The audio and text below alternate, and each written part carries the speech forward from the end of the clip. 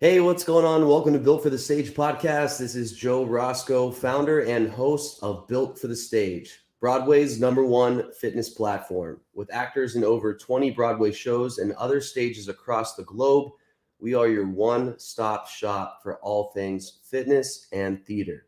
So, if you have the goal of marrying your career in theater with a pursuit to train like the athlete that you are in fitness, we're the place. I'm your guy. Been doing this a long time, 17 years, getting old over here. But as a former actor, athlete, trainer, I've taken pride in knowing the ways that an actor should be training leading up to a show, within a show, after a show, et cetera, et cetera. So go to builtforthestage.com if you're interested, and we can do a 7-day free trial together on an interactive fitness app. All right, enough of that. Let's bring on our special guest today. They're currently in Manchester right now. They made their West End debut in Heathers. They're currently touring with The Lion King. I just saw this amazing promo for Lion King on Instagram. I'll have to talk to our guest about it. I didn't nearly cry. I was crying. I was crying for sure. But got connected with our guest on Instagram, like we all do nowadays. And they've had a plethora of a career so far, just seemingly in, here, there, and everywhere. So can't wait for you to get to know our guest. Please welcome to the podcast, Joaquin Pedro Valdes. Hey, Joe. What's up? How you doing, Joaquin? Hey. Thanks so much for joining us. You're in Manchester, and you just told me before we hit record that they have the reputation of being nicer than those in London. Is this true? Oh, I just lost your mic. I don't know why. Let's run it back. Maybe hit the triple dots again and go to your edit mic setting. See if something happened there along the way with your Bluetooth earbuds.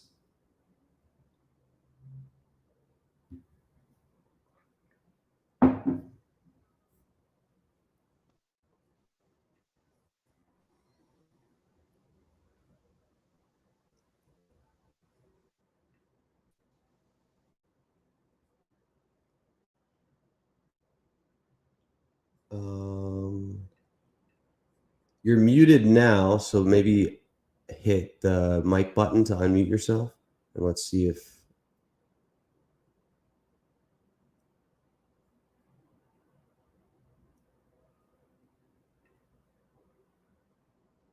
Hear me now? Yeah, there we go. Hi. So sorry about that. Tech It's world. Okay. It's all right. We'll edit it on the back end. No big deal. Yeah, perfect. Yeah, that's what we do. Yeah. Yeah. So Manchester is really, really, really interesting and personal to me because about 4 years ago, I flew first into Manchester and not in London. And that was a big deal for me because it was the first city I was going to be performing in outside of the Philippines. I was flying out. I've been a theater actor in the Philippines for probably 20 odd years, getting old here. But then I had an opportunity to join the cast of the UK touring cast of Miss Saigon. And instead of flying us to London, they flew us to Manchester. And me being from the Philippines, I'm like, it's just United States is all about New York and Broadway, and the UK is all about London. So I'm thinking, I don't know any other cities from these two big theater cities. And when I landed in Manchester, everybody seemed so nice, and it was a gorgeous city, like red brick buildings, industrial revolution kind of architecture. It was a mining city. Peaky Blinders shoots here.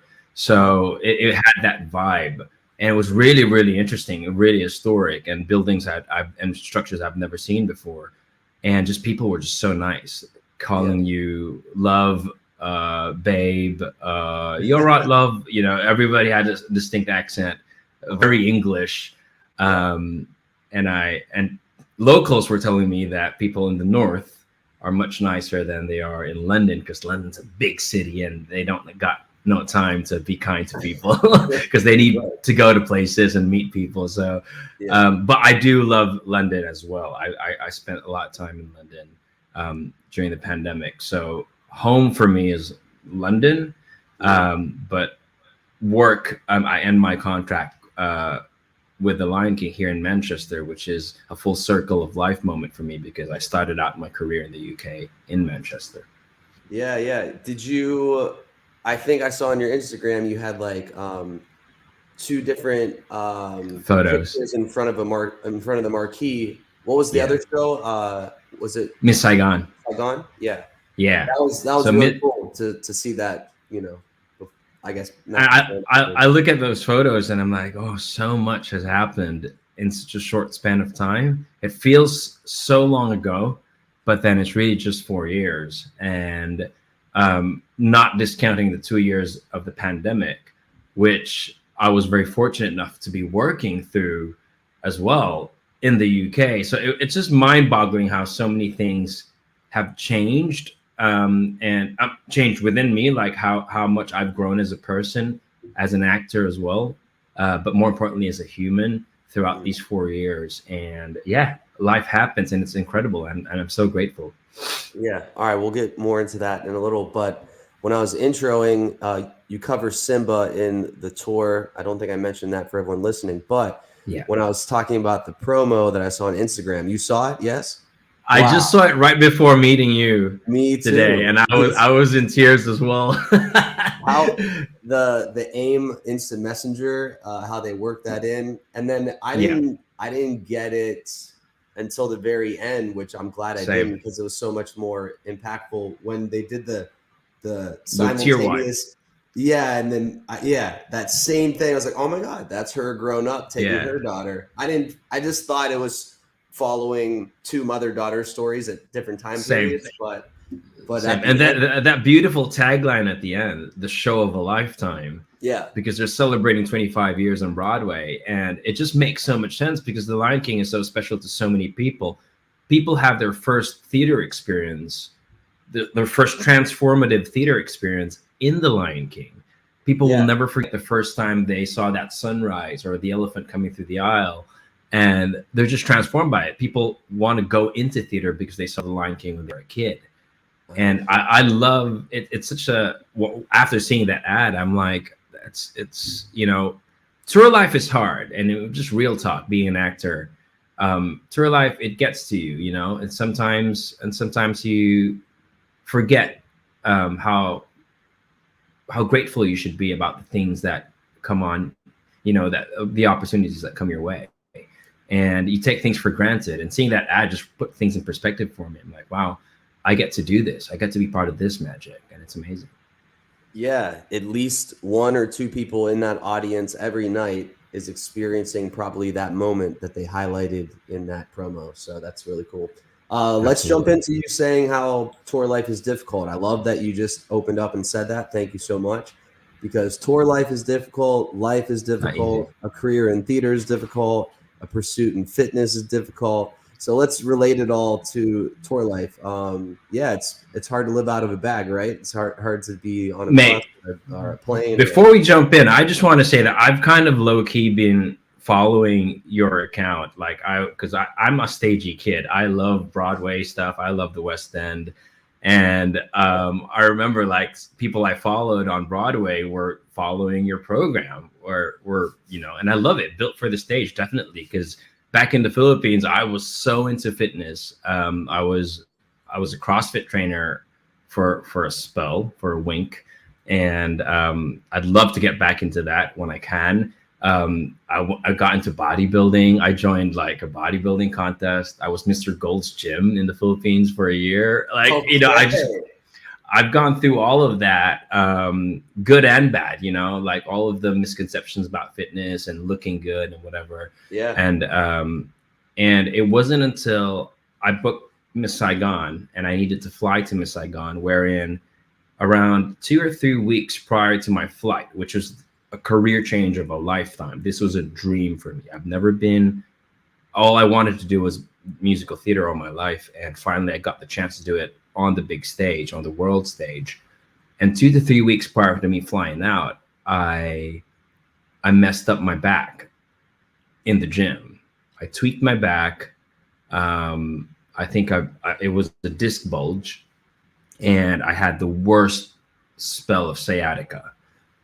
And it was me, you know, it was really a humbling experience. It really changed my perspective on fitness as well.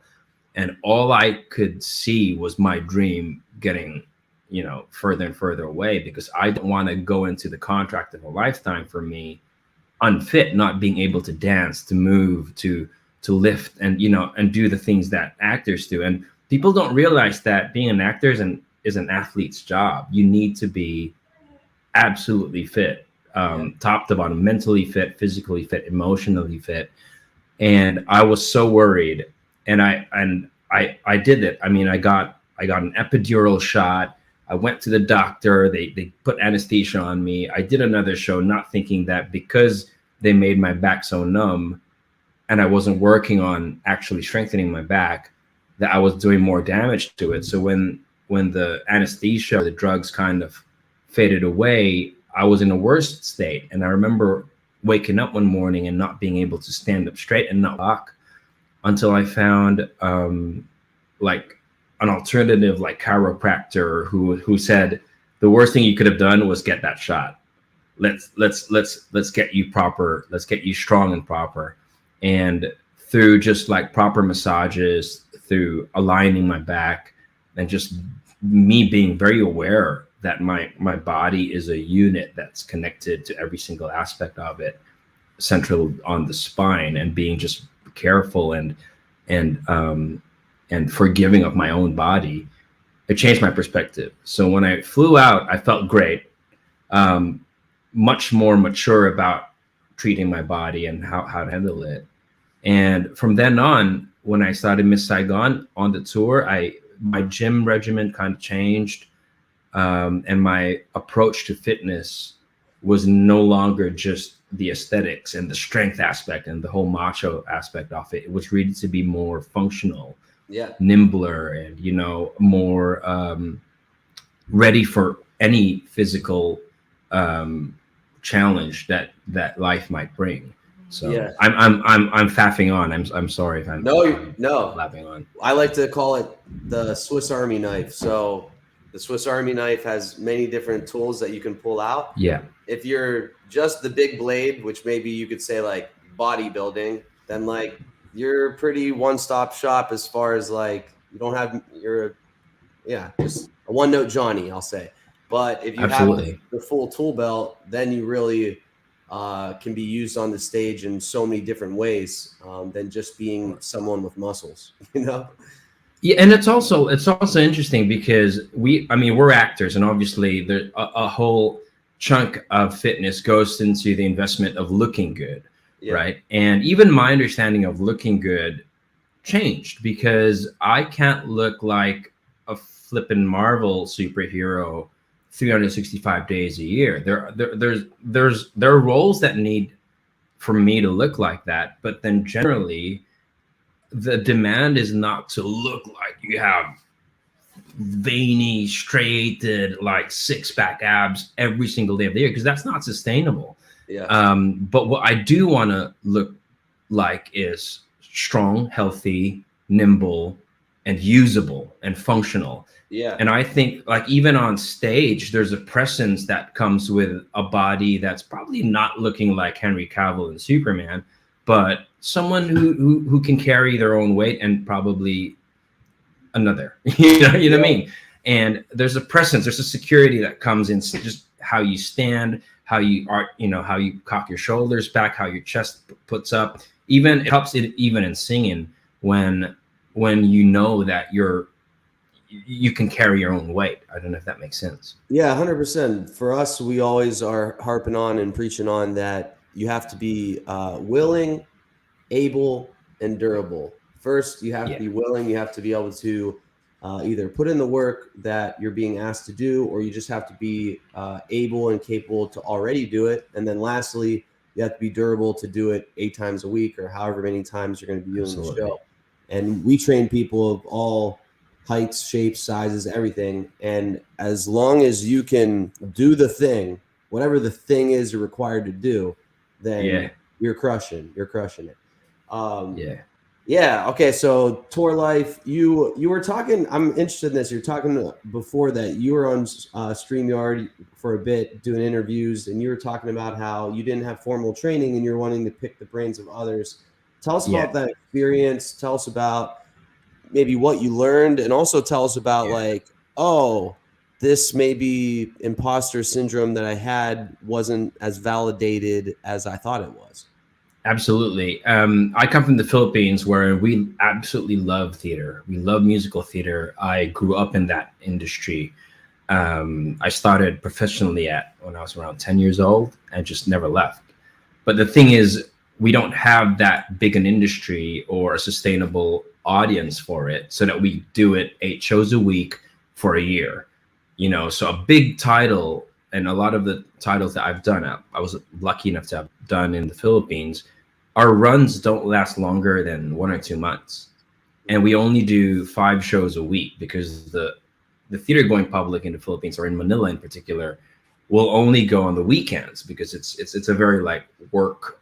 It's a luxury to go to the theater, and we don't have theaters the way Broadway set up or the West End is set up, where it's like it's one in every corner, or there's a theater district. We have very like landmark locations where in 1 or 2 or 3 big productions are happening at the time, if we're lucky. So we don't have that kind of industry, and because we don't have that kind of industry, we don't have the resources to train for that industry. So to train as an actor, to train to become an actor, is really not in anybody's consciousness in the Philippines. It's a hobby. It's a privilege to be an actor, and it all is. It really is. But the talent is immense. Where I come in the Philippines, the talent is endless, and it's a shame that there's not enough training. So when some of us are very fortunate to have access to perform in theater on the world stage, in the international scene, where we're up against thousands and millions of other people who actually spent so much money to train 3-4 years in drama school or musical theater school, knowing all the technicals, knowing how to tap, knowing basics of jazz, and knowing all of these different wonderful acting techniques, getting industry standard vocal technique from coaches who are amazing. We don't have that. And I go into my first job in the international scene, granted, because I'm Asian, and they needed some Asian characters in the show. I have this baggage with me that I need to work 3-4 times as hard, because I don't have the training that these guys have. I really had the immigrant mindset, which is good because I'm a hard worker, but also a little bad because I had this lie that I was hearing constantly, that I wasn't good enough. And I'm hungry. I mean, I'm extremely hungry, and I'm extremely honest with myself, saying, okay, I don't know this. Let me learn it. So I went to my colleagues. I told them, who's the best vocal coach in London? Let me sign up with them. Where can I take acting classes? Let me sign up with them.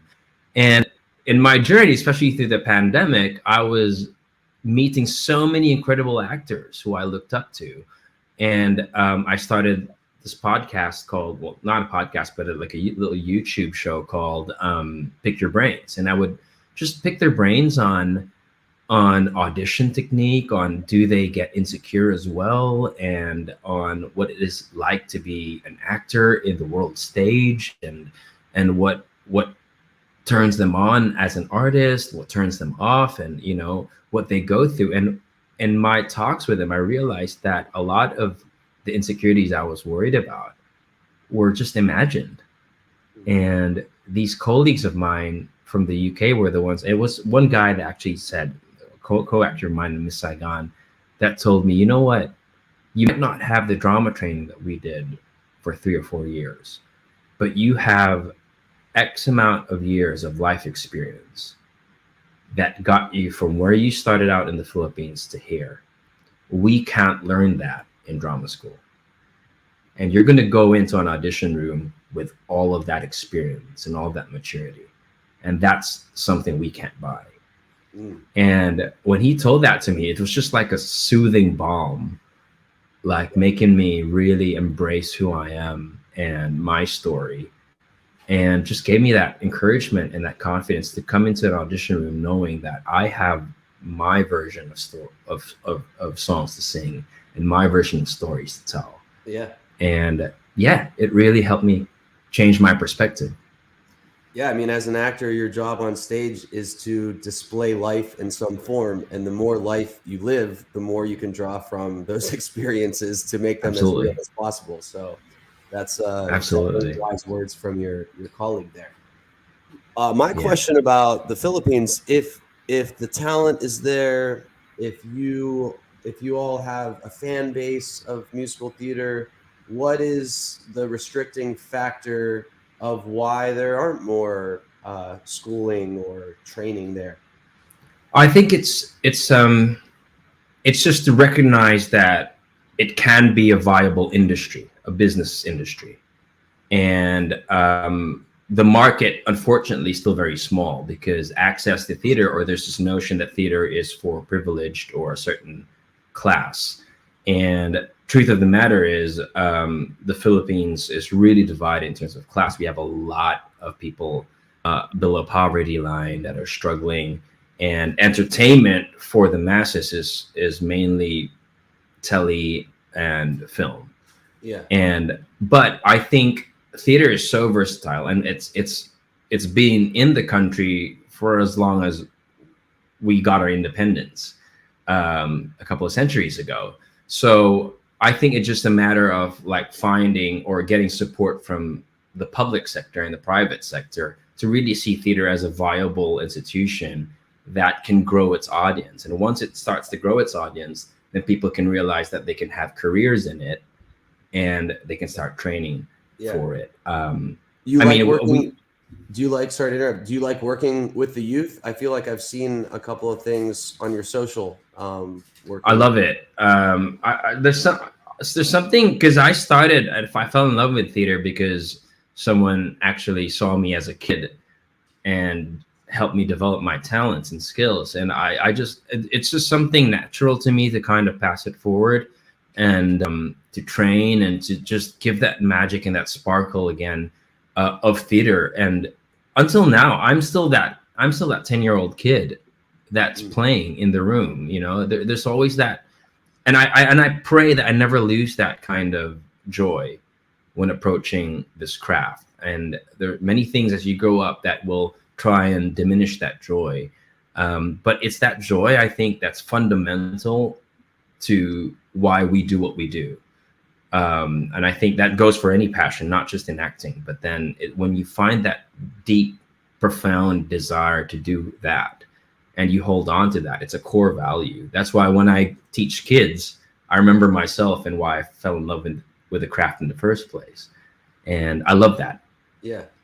Okay. So I read a interview that you were a part of, and now you're just kind of hinting on it right now, that you didn't necessarily like choose to start theater, that it kind of chose you, or I might be paraphrasing this incorrectly, but how did you fall into this? And then how did you keep falling into it, meaning like never leave? My mom and my dad loves musical theater. For as long as I can remember, we would have either The Sound of Music on TV every Christmas. They would have we had these old channels that would play and we had I would watch on Betamax. I'm not sure if people still know what Betamax is. We had Fiddler on the Roof, The King and I, Sound of Music, Oliver Twist, all of these classic films. Mm-hmm. And I absolutely loved it. Like, I really, really loved it. I would watch it regularly. And then finally, when I was when I was of age, but not too old, still very young, probably in my 8-year-old, 9-year-old self, my mom would take me to watch productions of Camelot, of Les Miserables, that were big, really professional and really high quality productions, but an all Filipino cast of these big titles. So that's that's the industry in the Philippines, where we get a certain license to produce all of these West End or Broadway titles in English, but it's an all Filipino cast. That's why I wasn't really aware of my skin color until I came to the UK, because all of the roles I was playing were English speaking, English singing roles. Right. And it was never race based, because we didn't have different races in the Philippines. We didn't have a lot of white people or a lot of black people. And so we just played all the roles at a high quality, like a high standard. The first Annie that I knew of was Lea Salonga.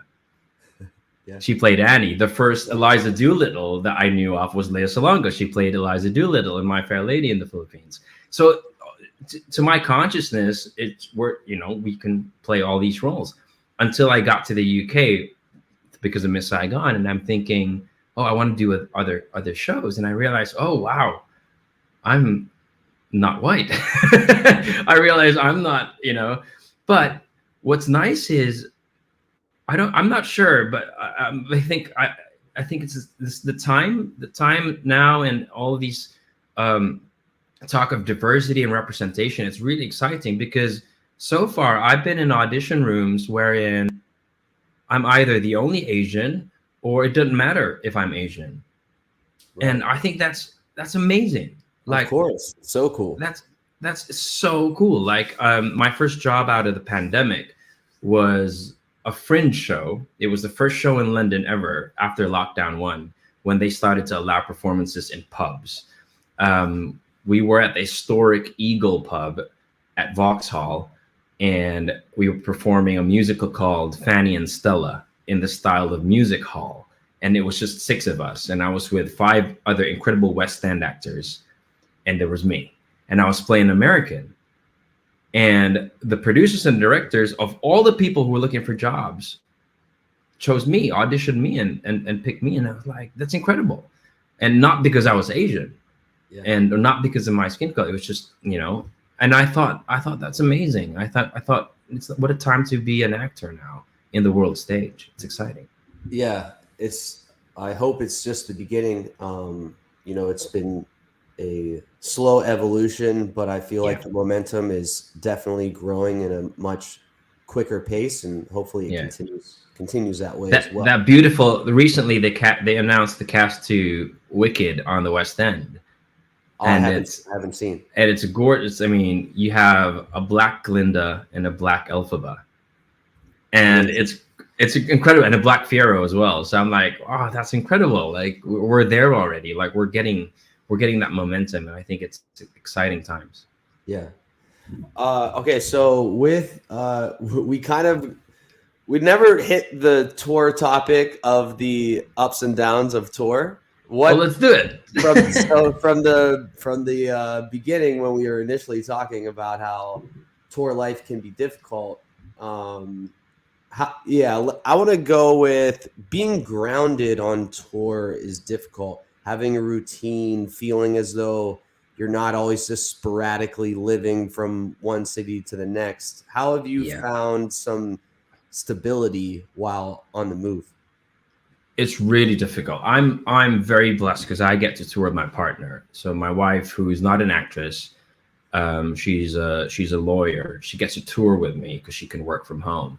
That's my grounding, and that's my stability.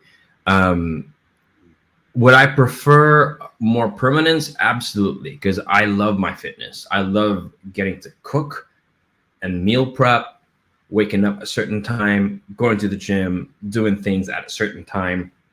It just sets my mind, my body, and my soul on the right direction. It's hard when you're on tour because I'm constantly looking for a place to live in. Secondly is, does it have a kitchen? Does it have all the basics that I can cook my meals in? 2 is, where's the nearest gym? Because that's an essential. Like, it's not even like a luxury. It's an essential because I need to stay match fit for the show. Yeah. If I want to be able to do 8 shows a week, I need to stay fit. I need to make sure that my body is ready for it. yeah, and all that, like how far are we from the theater, and all these things. Because if I don't set those basics down, what might happen, and it has happened to me before, is I'm just gonna either drink all the time and just try and forget how problematic my tour digs are and whatever. And once you go into that spiral, you go into this very unhealthy routine. Yeah. So it's always about trying to establish habits already from the very beginning, at the start of any venue. And it's difficult, especially if you're touring for a year. It's good to have people that you are close to that are like-minded, and that would take you away from the job and talk about other things. It's good to have friends to stay connected with just when it starts to get heavy. What happens with tour life is the people that you work with are no longer just the people that you work with. They become family. And like with any family, there's little squabbles. Like, I mean, you love them to bits, but then also you're seeing them every single day. Yeah, 24/7. Yeah. Yeah, and it's tough. So I think time to yourself is important. Time to nurture your body and your mind is so important. To meditate, to get some peace and quiet, and to find certain habits that are healthy and sustainable. Yeah. I love, well, first, one of the things you said, talking about habits. Habits are habits, right? Meaning, like, there's good and there's bad, and it takes a week or two to establish them. And if you're not consciously picking what those habits are, then they could start to run away from you, like you said. Love what you Absolutely. said about your inner circle and making sure that the people that are with you are like-minded. I think that's something that I love. Cliche statements, and you always I love them because they're true. That they're said over and over again because they're true. You are the 5 people that you are around the most, or whatever that saying is.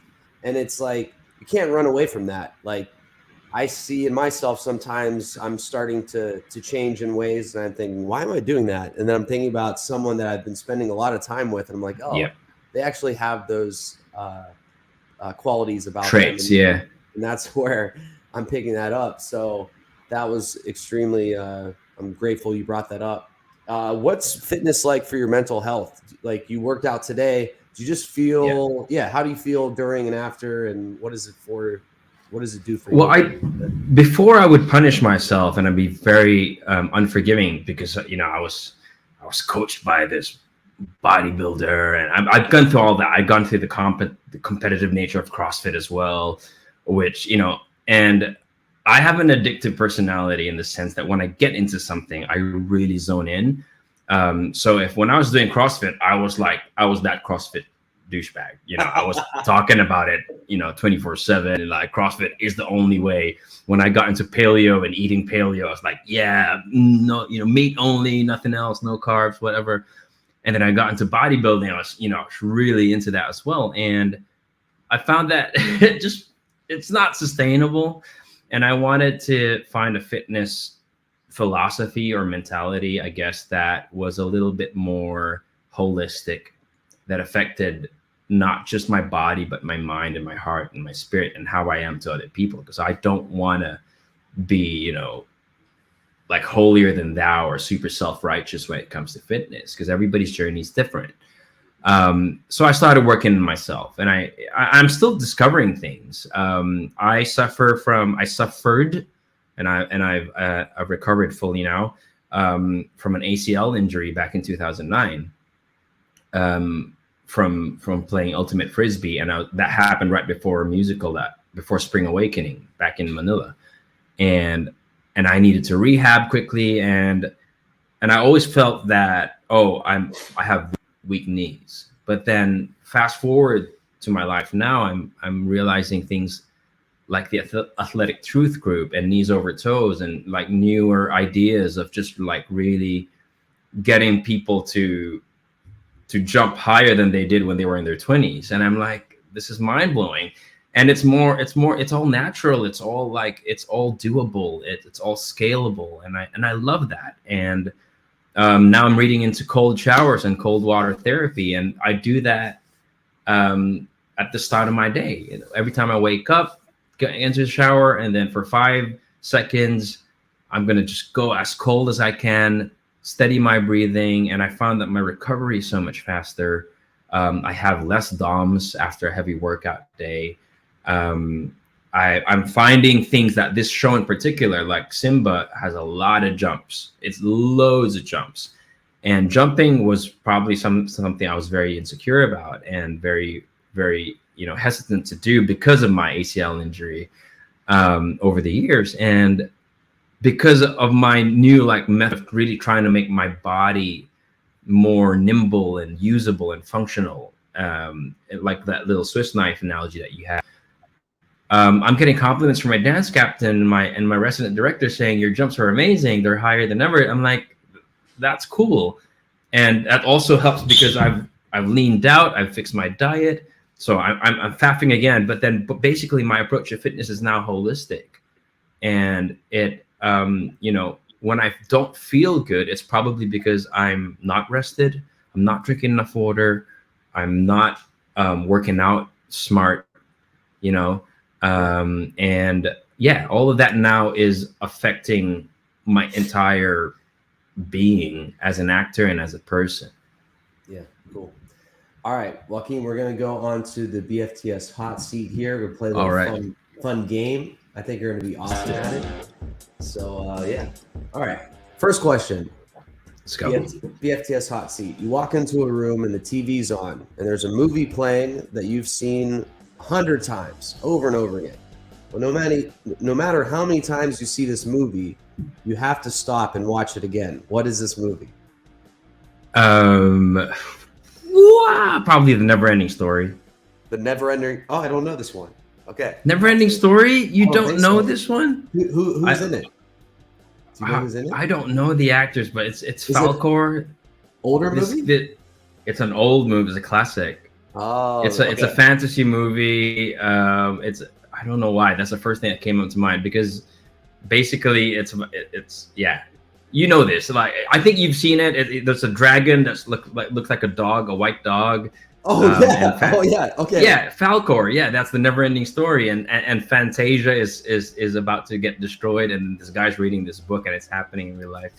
I love it. I guess that's me. That's great. No, I'll have to pull it up this week and watch it again. All right, you're commuting to the theater. We get to see your playlist. What's one or two songs that you're always going to be listening to just set your day off to be, good vibes? One or two. Oh my gosh. Probably anything from PJ Morton. Okay. Or anything from Stephen Hines. That's a while. That's different than yeah. All right. I have some homework to do after these answers. I have some homework to do. All right. So you are reincarnated on this earth. You come back as an animal. Which animal are you going to be and why? I'm going to be a lion. Okay. You're there you go. I'm going to be a lion. I love, when I was during the lockdown in London, we had a stray cat that kept coming to our flat and eventually owned us. We didn't own it. It started coming, slept over, and I love just the feline nature of cats, like just the whole characteristic of cats. And I realized that lions, especially when preparing for this role, are just bigger cats. They love to play. They're so affectionate, and they're so precise with who they want to show their affection to, and I love it. All right, there's a time era, there's a decade that you can choose to live in. What time and place? Let's do place as well. What time and place are you going to live in? Oh my gosh, Prohibition era in New York City. Okay, those movies are always the best. I can only live off movies. I obviously have no idea what it was really like. I wasn't alive, but that vibe, that's always so cool. And it's guys and dolls as well. It's like swing, it's jazz. I mean, there's so much swag into it, and I love that era. Right. Okay, if you weren't an actor, what's something that you're interested in life that you think you might do career-wise? 3 things. I think I'd be a fitness trainer, Okay. or a barber, or a chef. I don't have skills as a barber. I just love the whole like sartorial barber culture. I love it. I wish I knew how to cut hair, and maybe it's something I can train to do. And I love cooking. All right. What's a couple of your favorite dishes cooking-wise? I'm Filipino through and through, so adobo, chicken adobo. Everybody will say that their adobo is best, but my adobo is really good. Cool. I have a Filipino buddy that is in Atlanta, and he recently started up a restaurant. I'll have to share his page with you so you can check it out. Yes, please. Yeah, that'd be great. All right. So that concludes the BFTS hot seat. No big deal, right? You crushed that. No big deal. I have some movies and music to look up now after that, so I'll be sure to check it out. Yeah, Joaquin, thanks so much for your time today. Appreciate Thanks for it. having me. A lot of inspiration, just a lot of laughs. So I appreciate you spending some time with our listeners as well.